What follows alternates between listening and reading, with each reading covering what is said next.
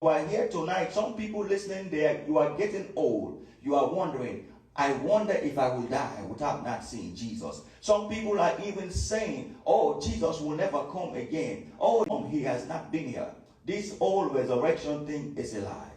But believers, I tell you tonight, Jesus is coming again. We walk by faith and not by sight tonight. Not so like those who don't know the world. You see, tonight, by God's grace, I have been privileged as a chaplain to be with numerous people who have died.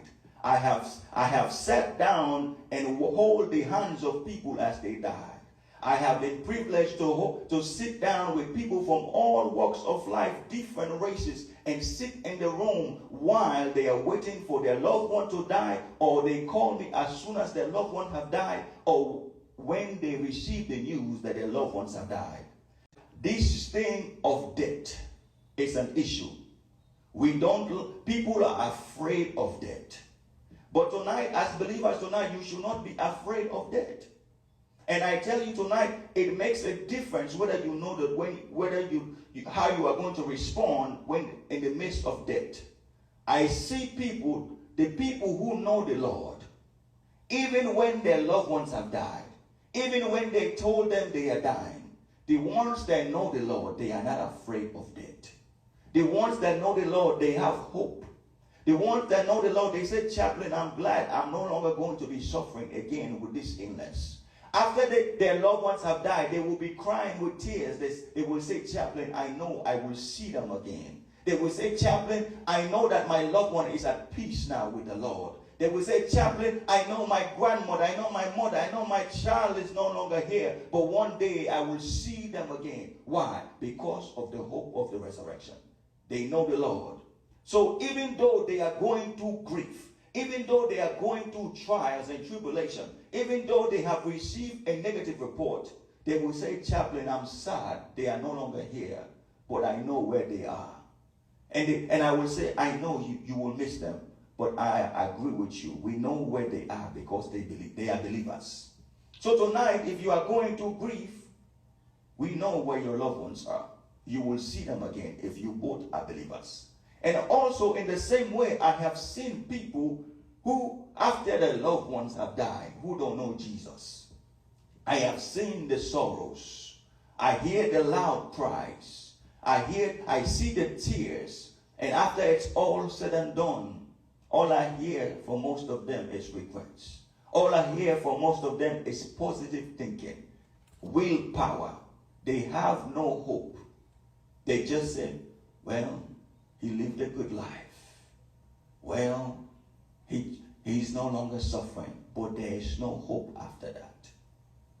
That's why he said, I don't want you to be uninformed tonight. So tonight, if you are watching me tonight, you are here. We have to make sure we surrender our life to Jesus. Because the issue of death is something that we cannot escape. No matter how much you go to the gym, no matter how healthy you eat, no matter how much money you have, one day a time will come when the doctors will say we cannot do anything.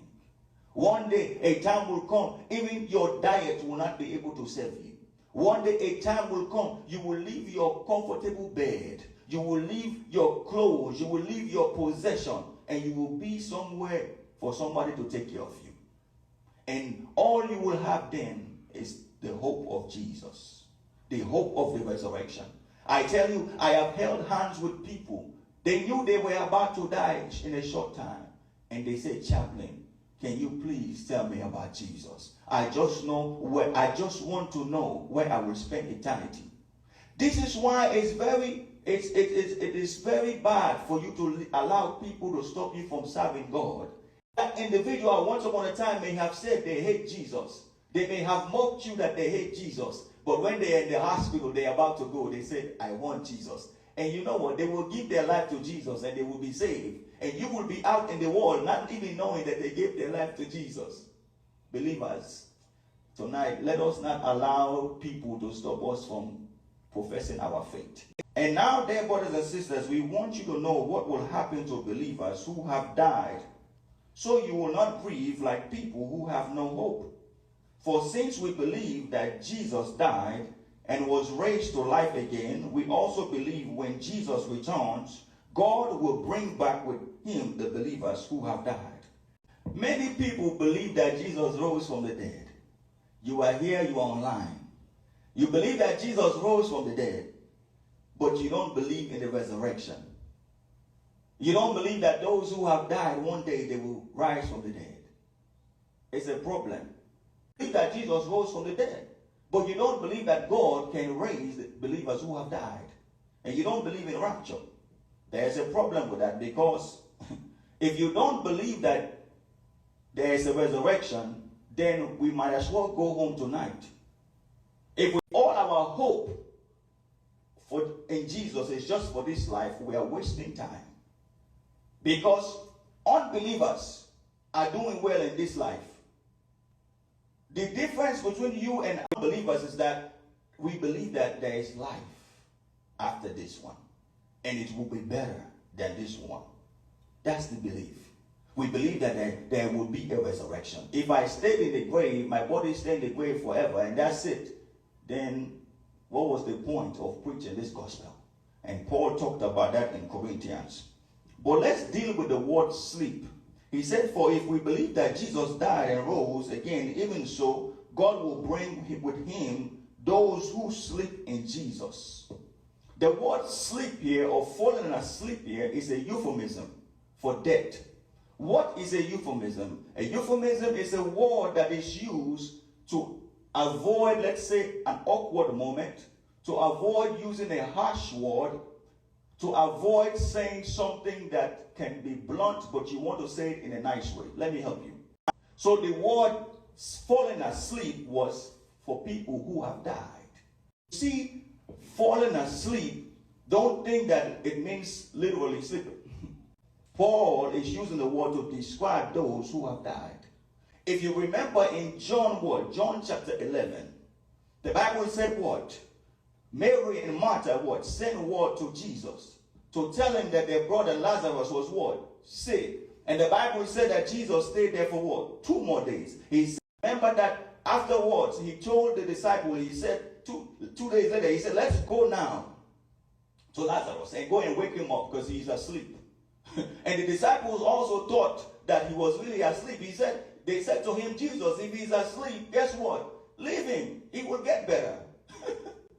And Jesus said plainly to them, Lazarus had what? Died. So that word sleep is a euphemism for death. And even today, we still have euphemism for death. For example, as a chaplain, when family members want to tell their other loved ones that their family member has passed, they will say what? He is gone. She is no longer with us. Or he is sleeping. All of those things, they are trying not to use the word death. Again, verse 14. For if we believe that Jesus died and rose again, even so, God will bring with him those who are asleep in Jesus.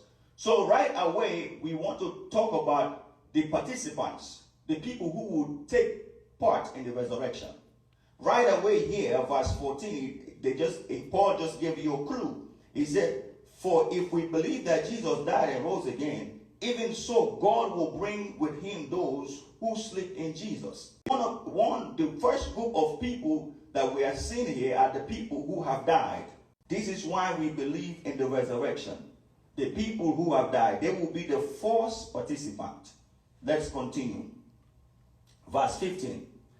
I can tell you directly from the Lord, we who are still living, when the Lord returns, will not rise to meet him ahead of those who are in the grave. We tell you this directly, we who are living, when the Lord returns, will not meet him ahead of those who died. So right away we see Paul is telling us that we who are alive, because Paul was alive, he's saying that today, Lady Rose and I are going to meet Jesus before those who have already died. So tonight, Paul is specifically talking about the believers who have died. He said, the believers who have died, those people are going to meet Jesus before us. And we'll continue.